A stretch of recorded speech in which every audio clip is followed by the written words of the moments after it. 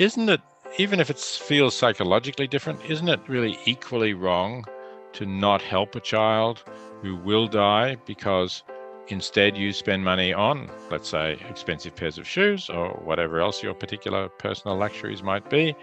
Isn't that just as wrong when you know that the money you're spending for that sort of luxury item could have saved a child's life somewhere in the world? You're listening to the Wisdom for Wellbeing podcast, the show that blends science and heart to bring you evidence-based tips and tricks for cultivating a healthy, wealthy, and meaningful life. Now, here's your host, therapist, yogi, and fellow full life balancer, Dr. Caitlin Harkis. Hi there, welcome back to Wisdom for Wellbeing. I am absolutely delighted to be sitting down with Professor Peter Singer today. Professor Singer has been titled the world's most influential living philosopher, and indeed he is. My first encounter with Peter's work was back when I was studying philosophy as an undergrad. And for those of you who might not know, my journey was from philosophy to yoga and from there to psychology. With the philosophy, I found it really interesting to question, what was the meaning of life and how should we live? But often it was the Eastern philosophies that drew me more in, because then there was exploration of indeed how we actually practice and show up in our lives. And this is where Peter's work, I think, is incredible, because he looks at ethics, he explores how we live, and then he actually practices what he's exploring and uncovering. And this is really something we might call applied ethics. So for those of you who are just getting to know the amazing work and Peter indeed himself, Peter Singer was born in Melbourne, Australia in 1946 and educated at the University of Melbourne and the University of Oxford. After teaching in England, the United States, and Australia, he has since 1999 been Ira W, DeCamp Professor of Bioethics in the University Center for Human Values at Princeton University. He first became well known internationally after the publication of Animal Liberation, which was in 1975. In 2011, Time included Animal Liberation on its all-time list of the top 100 best nonfiction books published in English since the magazine had began in 1923. He's written, co-authored, edited, or co-edited more than 50 books, which have been translated into more than 30 languages. And his books include Practical Ethics, The Expanding Circle, How Are We to Live?, Rethinking Life and Death, Ethics in the Real World, and most recently, Why Vegan? Peter's book, The Life You Can Save, was first published in 2009, and that led him to found a nonprofit organization of the same name, which has raised more than $35 million for the most effective charities assisting people in extreme poverty. Not surprising, in 2012, he was made a companion of the Order of Australia, which is the nation's highest civic honor. Peter's work really influences, and particularly in the areas of global poverty and the question of animal liberation and how we ought to treat animals, I think has influenced hundreds of thousands of individuals to make changes as to how we're showing up in our own lives, how we're showing up to live the values that we so wish to embody and really move us forward in this creation of a meaningful life. And in fact, in the interview with Peter today, you'll definitely see the crossover with the conversation of values and living in alignment, which so often shows up in these episodes, around that theme of values-based, mindful, aware living.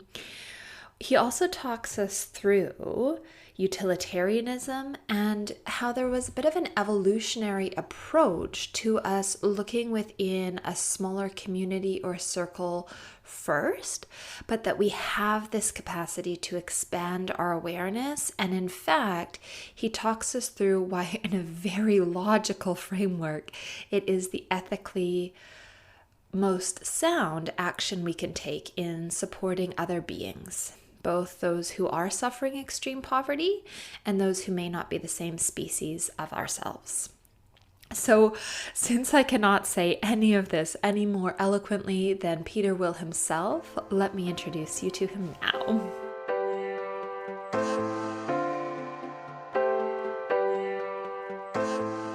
Peter, welcome to Wisdom for Wellbeing. I am delighted to be with you here today. So thank you so much for making this space as you settle back into Australia, into Melbourne, having made your way here, I know, fairly recently from the United States.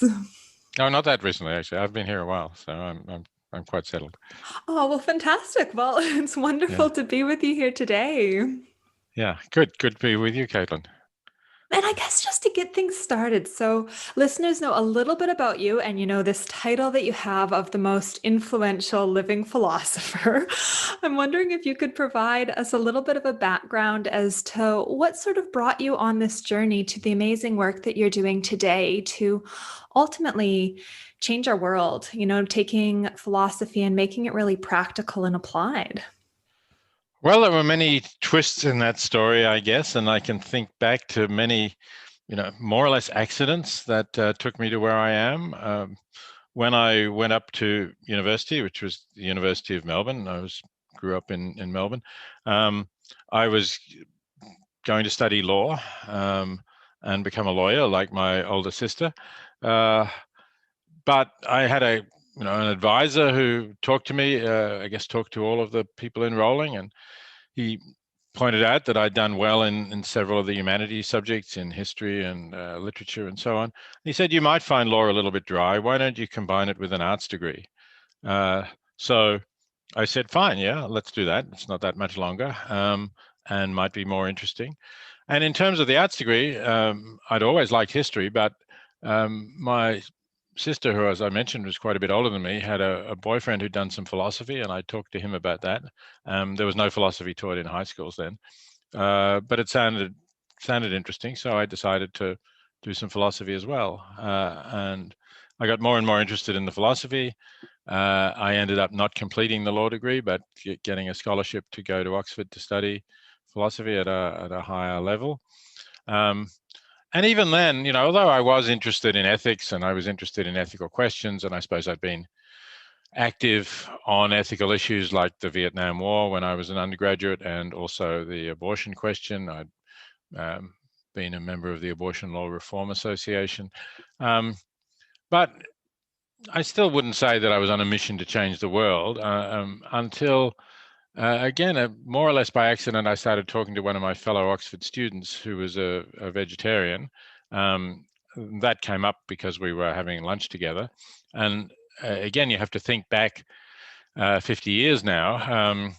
And it was very rare to meet a vegetarian. I don't think I'd had a conversation with a vegetarian from a Western background. Maybe I'd had one with an Indian. Or perhaps there was someone who's a complete pacifist against all killing. But Richard Keshen, the student I mentioned, simply said he didn't think that that it was right to treat animals the way the animal that I was then eating had been treated. And I said, oh, why not? Don't they have good lives out in the fields before they get killed? And he said, well, no, a lot of them are brought indoors now and basically very crowded in big sheds. And I didn't know any of that. And I looked into it, and it did seem really indefensible to, given that we didn't need to eat animals, that we weren't going to die or starve without eating animals, to give them miserable lives just so that we can eat them, did seem wrong. And that got me exploring, what is the moral status of animals? Why is it that we say all humans are equal, but of course we exclude animals from that sphere of equality? And So that got me eventually, it took a few years still, to writing Animal Liberation, but also to thinking about the role of ethics in my own life, because obviously I changed what I was eating, and so there was a major change brought about by ethics in my own life. And I'd always been concerned, well, not always, but for years been concerned about global poverty, photos of starving children during famines, and thought we ought to be doing more about this. So that then struck me as another area that I really ought to reassess what I was doing, which was not giving anything very significant to organizations that were trying to stop global poverty. So I started looking at organizations that were doing that, and decided to give 10% of my income at that point, which wasn't very much because I was on a student scholarship, to initially I started with Oxfam, and that went on from there. So then I had two important causes that I did want to change the world about: the way we treat animals, the way we think about animals, and the way people in affluent societies fail to do very much for people in extreme poverty.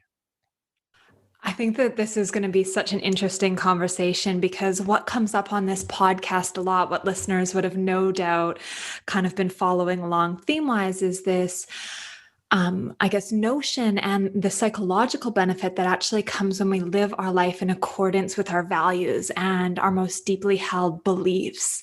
And you flagged that, you were sitting there with this animal on your plate, and that it had been highlighted maybe the animal hadn't led quite the life that you thought. And you started investigating and going, actually, this isn't something that aligns with me, that, it is something I wish to continue doing in alignment with my deeply held values. And then similarly, looking at these images of children starving in different nations and going, why aren't we doing more? This doesn't seem like it's something that aligns with my heart and who I want to be showing up as.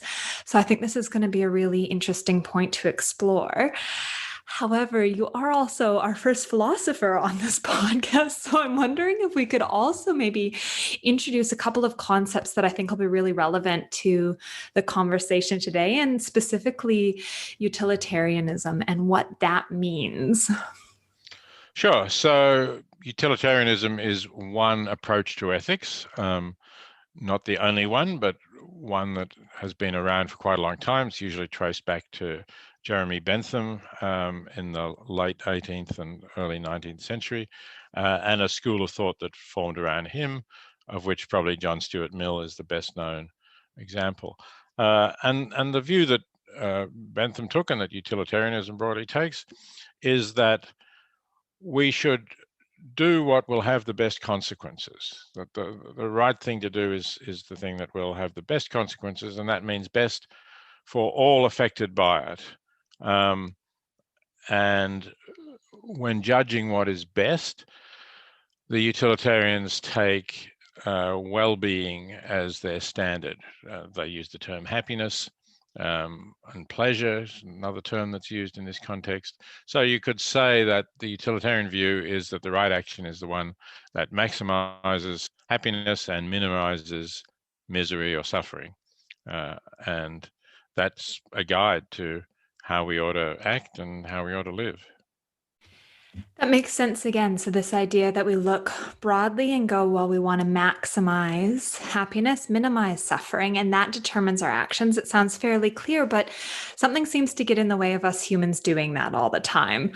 I don't know where we should start, whether we start with poverty or animal rights. Perhaps we start with poverty, and kind of what gets in the way of saving lives of children and people who are suffering, and we know are suffering extremely, but may not be in our community, in our realms. Exactly. I think the fact that it's outside our community, and depending on what you mean by community, if you mean like your whole country, then I think much smaller groups also are important. So I think it's beyond our family and our friends and those we associate with. And my explanation of the problem here is that we have evolved over millions of years, really, because I think this was true of ancestors before Homo sapien emerged as a species, we have evolved to defend our close kin, to defend ourselves, obviously, to try to make sure that we survive, to make sure that our offspring survive, and to have concern for our close kin and perhaps for some friends with whom we're in mutually beneficial reciprocal relationships. And those are strong influences in us. And obviously they helped us to survive. And if we hadn't done that, we would, our descendants would not be around. Or if our ancestors hadn't done that, we would not be around. But now we live in a world in which we have the capacity to act at a distance to help anybody, anywhere in the world. And we haven't evolved to be so impartial. And in particular, we haven't evolved to be concerned for individuals who we don't identify. So a lot of studies have shown that if you even if somebody's far away, if you show people a face and give them a name and some identifying details about this child who needs your help, they're more likely to help than if you just say, look, here's the statistics about how many children there are in need, and this organization will help some of them if you donate to it. That doesn't work as well. And I think it doesn't work as well because we haven't evolved to help mere statistical children, if you like. We've only evolved to help children who in some way we can relate to as individuals, and particularly those who we can relate to as being like us and close to us. So there's an evolutionary component to perhaps our mind's capacity to understand or to really more deeply empathize with what's going on, to hold that space. And yet if these children were in front of us, it would be such presumably a different experience than when we might be reading about statistics or numbers. And you very cleverly have devised a number of scenarios that maybe call to attention some of the dissonance, the ways we might relate to others differently than to when someone's in front of us. And I'm wondering if, for demonstrative purposes, you might be willing to share the story of a child drowning in an expensive pair of shoes that we might be wearing. Sure, happy to retell that story. It's one I've told quite often because I wrote about it in the 1970s in one of my early articles on this topic. So I ask you, the listener, to imagine that you're walking across a park, and in this park there's a shallow pond. You know the pond quite well. In summer you see teenagers playing in it to cool off, and you know that they can stand. It's only about waist deep to an adult. But it's not summer now. You don't expect to see anybody in the pond, but you're attracted, your line of vision is attracted by something moving in the pond, and you have a look, what is this? And you see it's a small child, too small to stand in this shallow pond, who somehow has fallen in and seems to be in great danger of drowning. So I suppose your first reaction would be to say, where's the parent or the babysitter of this child? This child is too small to be alone in a park. There must be somebody looking after it. But you look around and you can't see anyone. You have no idea what's happened, how the child got there, but there's only you and the child. And so your next thought is, well, this child is in danger of drowning. Maybe I better run down, jump into the pond and pull the child out. But then you have a less noble thought, which is, I've just put on some really expensive shoes today, my favorite ones. They'll be costly to replace, and they'll get ruined if I jump into a muddy pond with them, and I probably wouldn't have time really to get rid of them. So do I really have to do this? Would it be okay if I just walk on, forget about the child? After all, it's not my child. Nobody even asked me to look after the child. So why don't I just forget about it? And when I tell that story to audiences, I ask them whether they think that would be okay. And overwhelmingly, of course, they say no. That would definitely not be okay. That would be a terrible thing to do. How could anybody think that a pair of shoes, no matter how expensive they might be, is to be valued above the life of a child? you'd have to be a monster to walk past that child. And of course, I agree with that. I hope that's the way all of you will have reacted. But if you do react that way, there is a bit of a sting. And the sting is, okay, so you're not walking past a drowning child in the pond, but right now there are children who are dying from preventable causes in low-income countries. It may be that they don't have safe drinking water.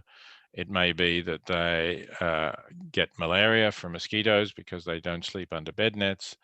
Maybe a whole lot of different poverty-related reasons that we actually know very well how to prevent. And there are organizations, effective non-profit organizations, that are working to prevent them, but they simply don't have the resources to save everybody at the moment. But if you gave them some money, maybe not that much more than the cost of your most expensive pair of shoes, they probably would be able to save another life, or put that together with someone else's donation and they would save another life. So if you really think it would be monstrous to walk past the child you see in front of you in the pond, isn't it, even if it feels psychologically different, isn't it really equally wrong to not help a child who will die because instead you spend money on, let's say, expensive pairs of shoes or whatever else your particular personal luxuries might be? Isn't that just as wrong when you know that the money you're spending for that sort of luxury item could have saved a child's life somewhere in the world? It's a really beautiful story in the sense of how much emotion I think it evokes, and then putting it together with this notion of the fact that we can save lives. All of us can save lives every day. And you said effective charities there. Would you mind just defining for us what an effective organization or charity is? Because this links then to not only your book, The Life You Can Save, but of course the not-for-profit. Definitely. So, and it's interesting that you picked up on that word, because when I first wrote about this, as I say, in the 1970s, I didn't particularly focus on the effectiveness of the nonprofits that you might donate to. Partly, I guess I just wasn't tuned into that, but also there wasn't the research that has been done more recently to indicate which are the most effective nonprofits working to save lives or improve the lives of people in low-income countries. But over the last dozen or so years, the effective altruism movement has sprung up, and it's concerned to do exactly that. It's concerned to provide people with information about how they can be most effective in improving the world. And there's a lot of good information out there. And you mentioned the organization that I founded that spun off a book I wrote called The Life You Can Save. And if you go to thelifeyoucansave.org or .org.au if you're in Australia, you will find a list of recommended charities that have been examined, scrutinized in various ways to rigorously assess that they are highly effective in saving lives, in cases doing things like restoring sight, improving the lives, helping people to start small businesses and get out of poverty, basically improving the lives of people who are in extreme poverty, or saving their lives or the lives of their children. So listeners, I'll put links to the Life You Can Save .org and .au in the show notes so you can easily get on there. And when you go to The Life You Can Save, you can also access your book, The Life You Can Save, which is an incredible resource. So whether it's, via an electronic format that listeners can read on their Kindle or Kobo or iPad, but also an audiobook opportunity where people can actually then, when you're traveling or doing the dishes, can actually listen to this wisdom around how we can show up in our lives to really live the compassion that we might align with so deeply in our heart. It's really useful in terms of guidance. And I think listeners now who are going, oh, wow, like I would save that child. I want to save that child. And, one pair of shoes, no worries. But how do I balance this in then continuing to lead the life that I'm living? You examine some of those questions around how we might balance, the Western lifestyle to an extent and still show up in the way that we want to leave our legacy. Yes, thank you for mentioning all of that. I think you're right. A lot of people will say, okay, so I'm prepared to give the cost of a pair of shoes. But one difference between the story of the child in the pond and the situation we're in is that there isn't just one child in need. In the child in the pond story, you can rescue that child, find the parents or babysitter wherever they are, hand over the child, and that's it.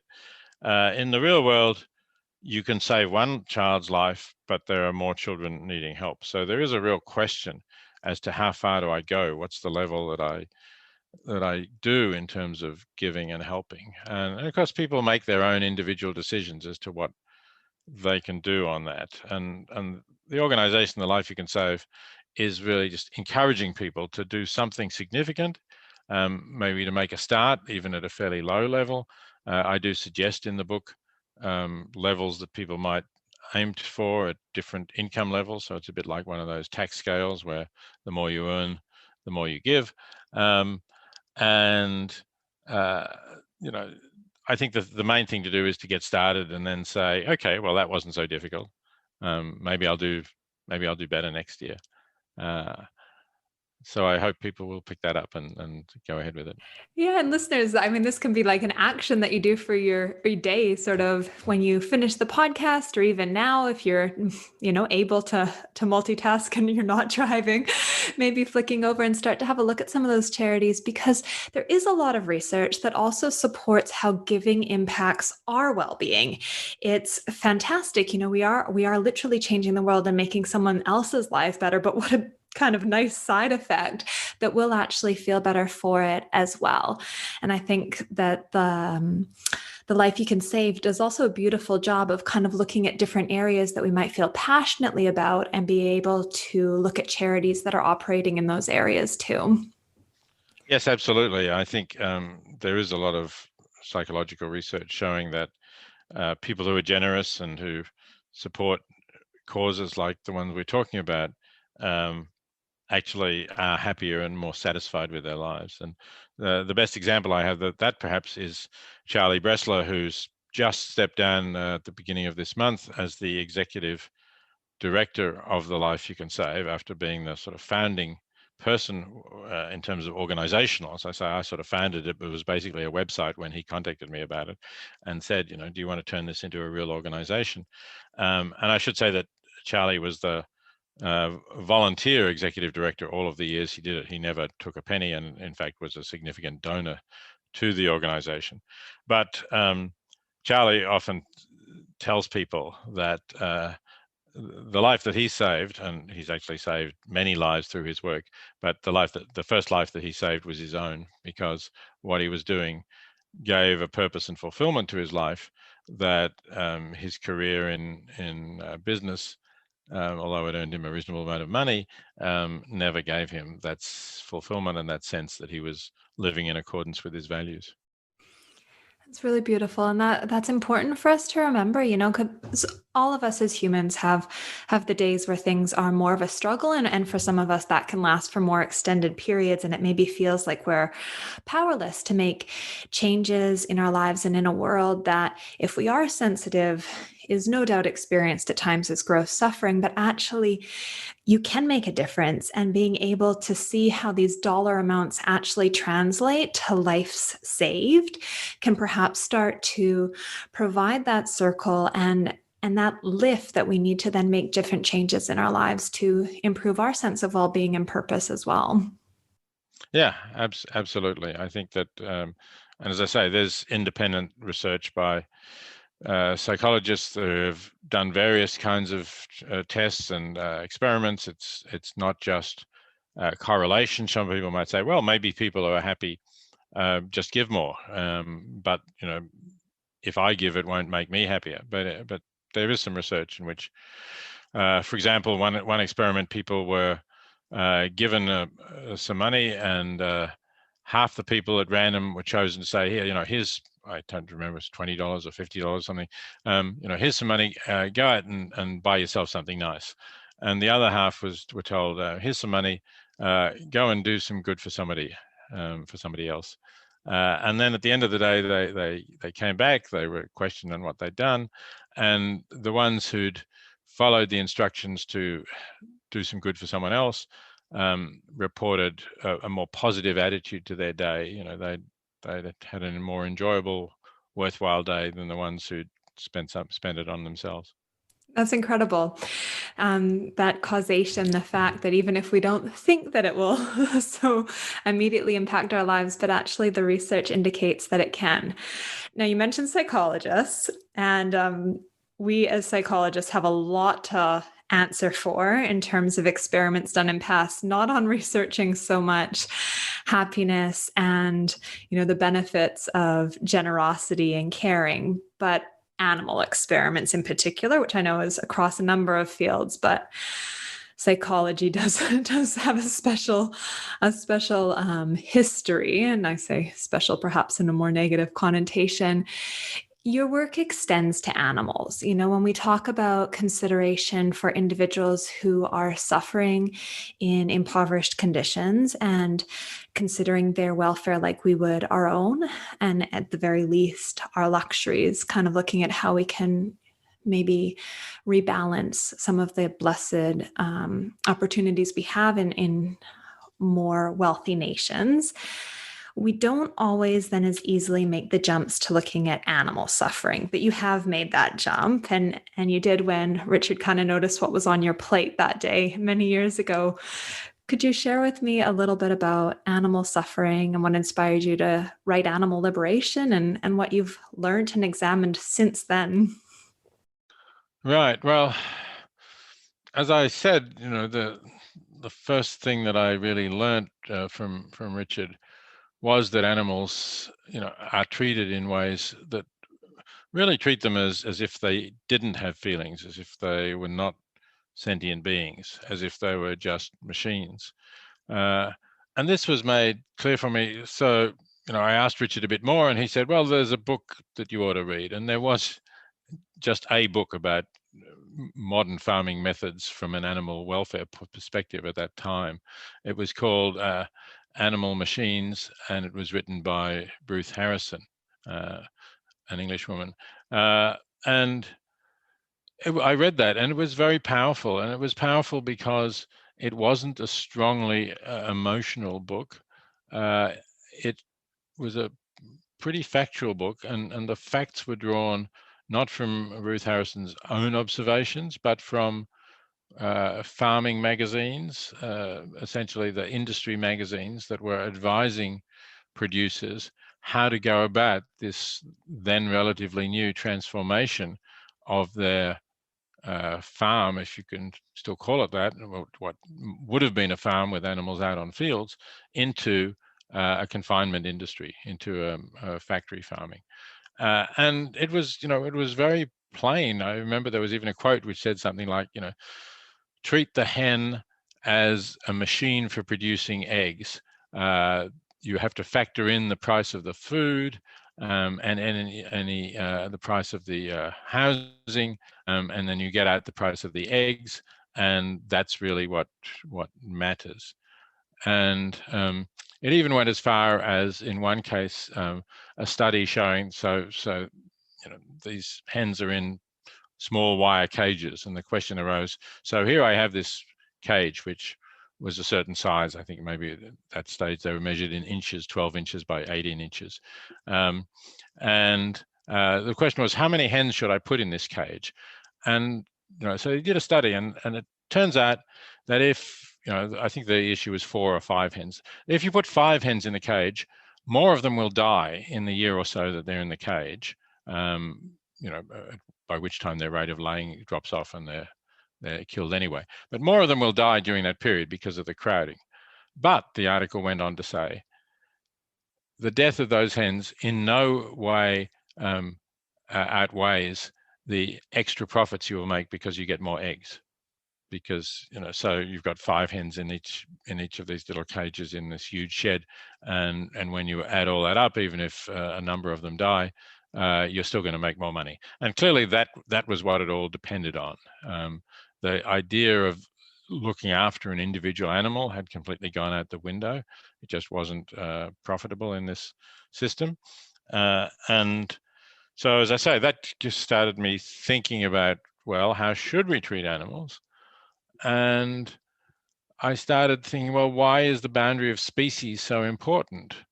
Why does it make a difference that they're not human beings?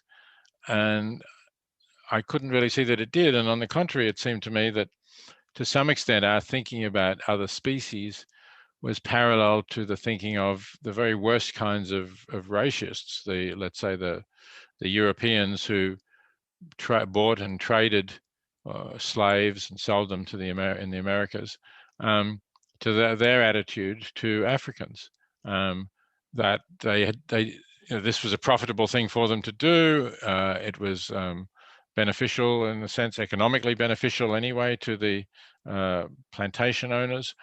And so they developed a whole ideology, which we now, of course, think is completely racist and abhorrent, to justify what they were doing. And I think we also have developed ideologies to justify the way we treat animals.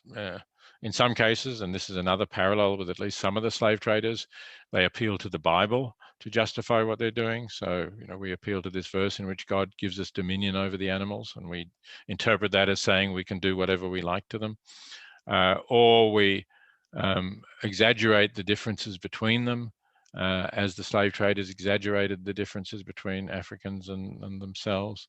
Or they claim it's beneficial to the animals, as the slave traders said it's beneficial to the Africans to be brought in contact with Christian civilization. So I started to see this as an ideological thing, really, more than something based in reality.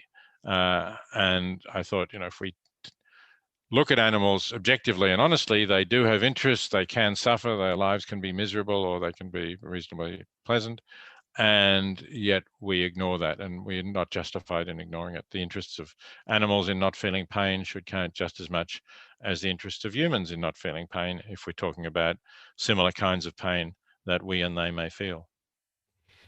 And it's interesting because, we would all probably accept that, our dogs and our cats can feel pain and have interest.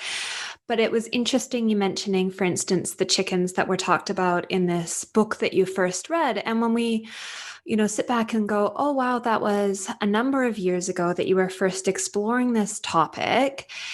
And presumably the number of animals living in factory farm conditions has only increased over these years. So there'd be more and more animals experiencing suffering in conditions that we don't find advertised, in produce shops or, on milk cartons or anything like that, that there's this real discrepancy between what is actually happening, what we probably have access to understanding does exist, and what we're sort of holding in the forefront of our minds when we make our decisions around food consumption. Well, you're absolutely right that the number of hens in cages has increased. That's partly due to the world's population growth and partly due to the increased prosperity of countries in Asia, particularly China, and that's led to more demand for animal products. So the number of animals in factory farms has dramatically increased in China and other newly prosperous Asian countries.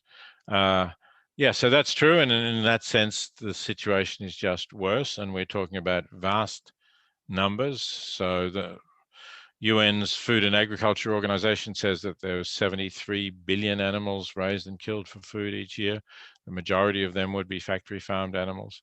So you're talking about, many times, or 73 billion is almost 10 times the world's population of humans being raised and killed every year. On the other hand, it's not as if we haven't made any progress. For example, here in Australia, you walk into a supermarket and eggs are labelled now, either free range or what's the term, barn laid, or eggs from caged hens.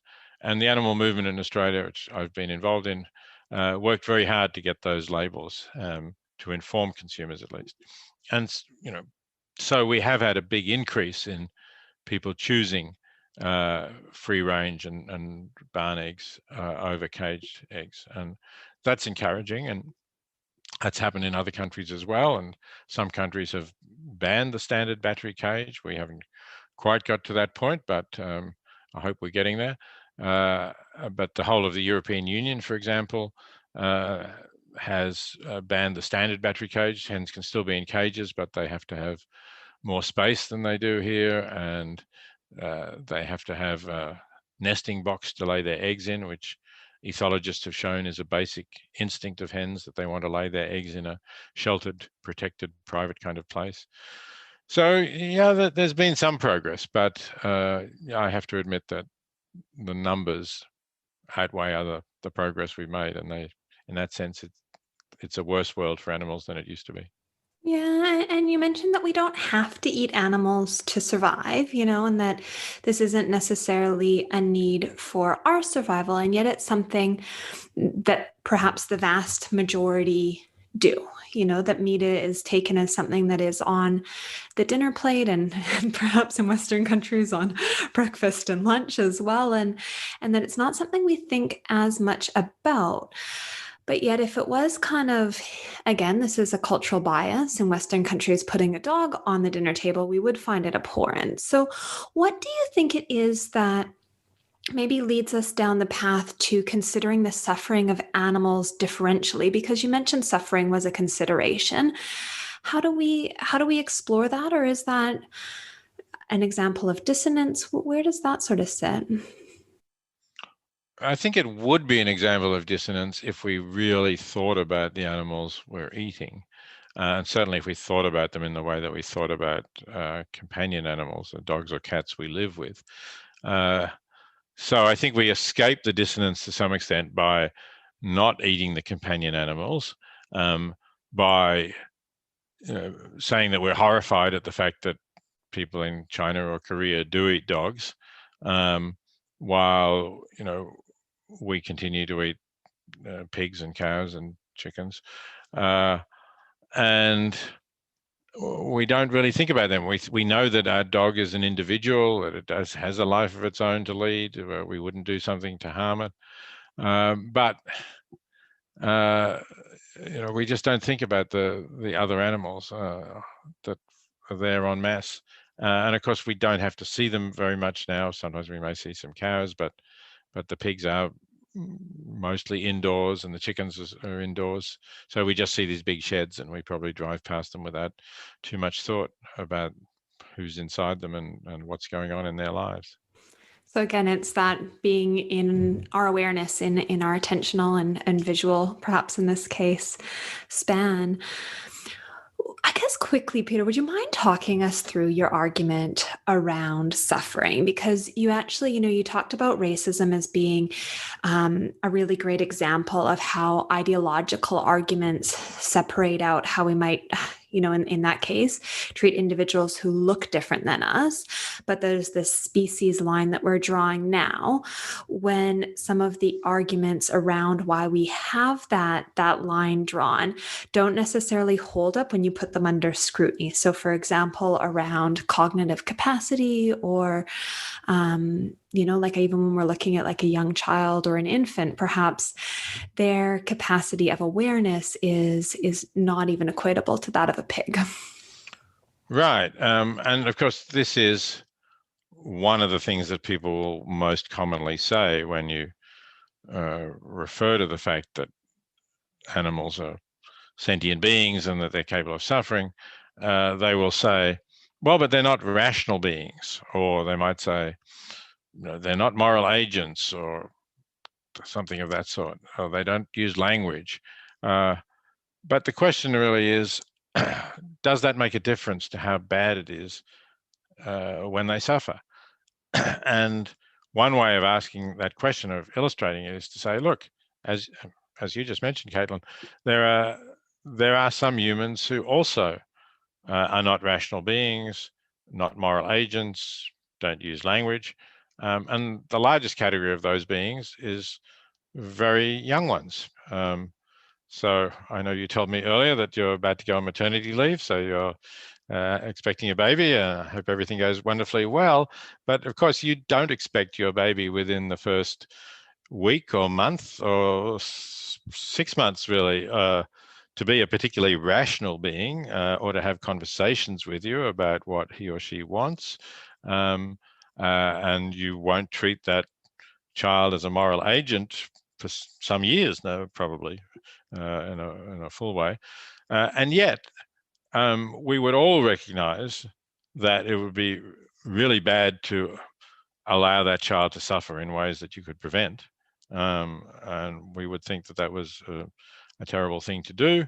And we punish people who do inflict, cruelty on their children or just neglect them in ways that make them suffer. So it can't really be any of these characteristics, rationality, language, moral agency, that determines whether suffering matters or not. It matters because of what it is. And some of these other characteristics may affect the nature of the suffering, arguably the degree of intensity of the suffering, but that animals can suffer, and particularly that the vertebrates, the birds and mammals that we eat, and fish too, really, are capable of suffering, I think is beyond reasonable doubt. Thank you. And thank you for kind of clarifying that, because there has been a move in recent years also towards veganism. So recognizing that, for instance, the dairy industry also causes suffering for animals, and also the impact it has on climate change and I guess ecology as well. I know that you've started exploring that area a little bit more, and we might not have the space to get into all of your wisdom today, but are there any sort of thoughts that you wanted to maybe leave listeners with as we do start to kind of tie things a little bit together? Yeah, absolutely. I am encouraged by the movement towards vegan food. I don't think it's something that you have to be absolutely purist about. As I said at the beginning, as a utilitarian, I'm concerned about consequences. So I'm not fanatical about eliminating every possible trace of animal products from what I eat. And maybe there are some animals who aren't capable of suffering. Maybe oysters aren't capable of suffering. That seems plausible from what I know about oysters. So, in that sense, maybe you don't have to be strictly vegan if you happen to like oysters. But I think the moving to a plant-based diet is clearly a way of no longer being complicit in the suffering we inflict on animals. Plus, as you mentioned, it's good for the planet. It will dramatically reduce your carbon footprint, or your carbon equivalent footprint, I should say, because animals produce greenhouse gases. Factory farming is an inefficient way of producing food. It's much more efficient to eat the plant products directly. And so, yeah, you're going to do the planet, the climate a favor, as well as the animals, and of course, I think as well as yourself, if you do move in the direction of a predominantly vegan diet. So by yourself, I suppose we're probably spending that more beyond just, feeling aligned with our values, and that we're living a life that it is, I guess, directly demonstrating maybe compassion or kindness or equality, things that we might hold. But was that also referencing perhaps some of the health benefits? I think the World Health Organization has recently made statement on plant-based diets being more. Absolutely. I think to avoid some of the major diseases of civilization, people at least need to drastically reduce the consumption of animal products. I think the World Health Organization has particularly referred to red meats, but even the white meat, I think cutting that back is important, and particularly as chicken is such an intensively farm and factory farmed product. I think chickens really have miserable lives, and I think there's very good reasons for avoiding them too. Thank you. I think that's an important note for us to be finishing up on, that we can make change in our lives, kind of thinking of whether we need every pair of expensive shoes that is out there, or need to have 3 lattes from the shop daily, that maybe there's a way that we can be investing some of our energies, our finances in charities that are effective, that are making a difference in the lives of individuals around the world, and not just saving lives, but as you said, perhaps that opportunity to save our own life in terms of bringing a sense of purpose and meaning, but also then looking at what we're putting on our dinner plate in terms of animal welfare, our planet's well-being, and our own health.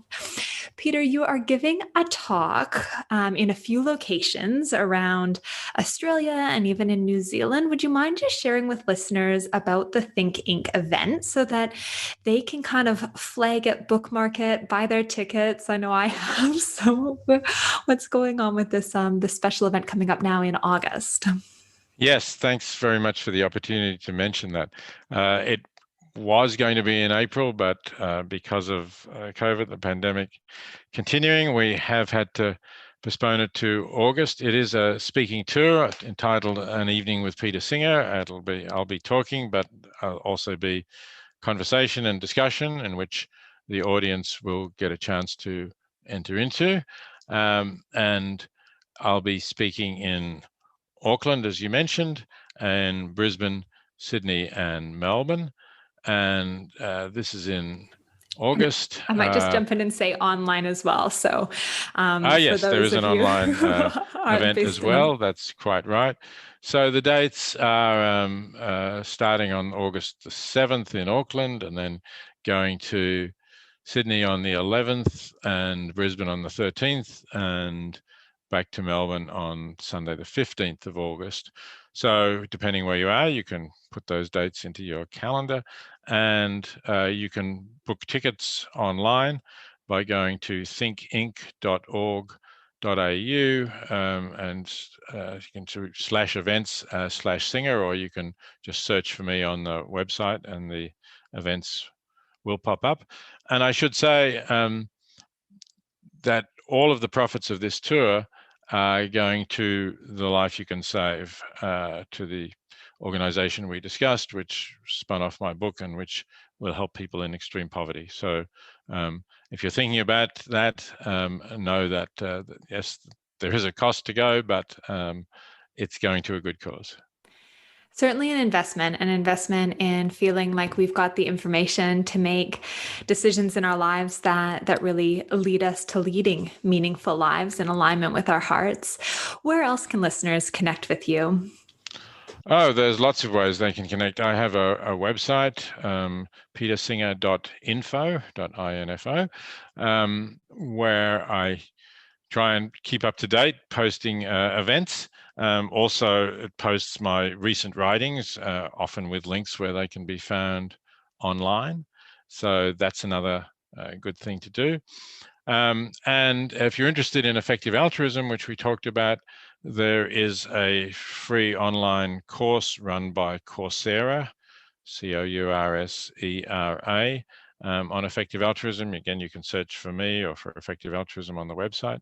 And we've had tens of thousands of people who take that course. It's had good reviews, and you can learn more about effective altruism that way.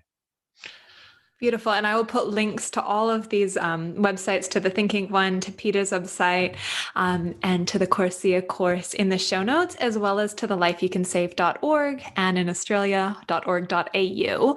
And also really put the reminder there to download that copy of the book, The Life You Can Save, because I think that's such an invaluable and generous resource. And I know that it was an investment in getting the rights back for that book. So I think, we're all very blessed to be able to take advantage of that wisdom. So thank you very much, Peter. You're very welcome. Yes, do get the book. We have made it available for you free. We felt that was more important than continuing to earn a little bit from the royalties. Yeah. Well, thank you so much for your time today. And I hope that you enjoy your time in Melbourne. And I'm so looking forward to this Thinking event myself. Great. Thanks very much for the opportunity to be in contact with your listeners, Caitlin. And may I say all my best wishes for the joyful event that you have ahead of you.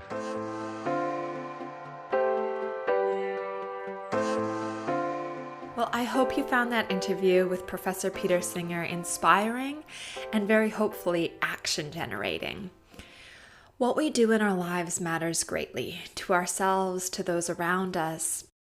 And I think that through the course of this conversation, what's really highlighted is, that concept of what's good for the goose is good for the gander, that actually when we extend our circle of influence and support other beings to live better lives, less suffering, we actually improve our own well-being. So perhaps you might head on over to thelifeyoucansave.org or .org.au and have a bit of a look at the charities that you might support there. Of course, heading to Peter Singer's website itself, as well as to Think Inc. If you're in Australia, or even if you're internationally, because there is an online event, you might consider joining for one of his profound conversations, teachings, and opportunity to learn from the world's most influential living philosopher. I know I'll certainly be taking the opportunity. Without further ado, I will let you get back into your day, into your week, and I will look forward to connecting with you again. It'll be in a fortnight's time that the next episode is released. And please, if you want to continue the conversation in the meantime, head to @Dr. Caitlin on Instagram, on Facebook, and @Wisdom for Wellbeing Pod on Facebook. There's lots of sharing of resources that we can engage in there and stay connected. All right, wishing you and yours well. Bye for now.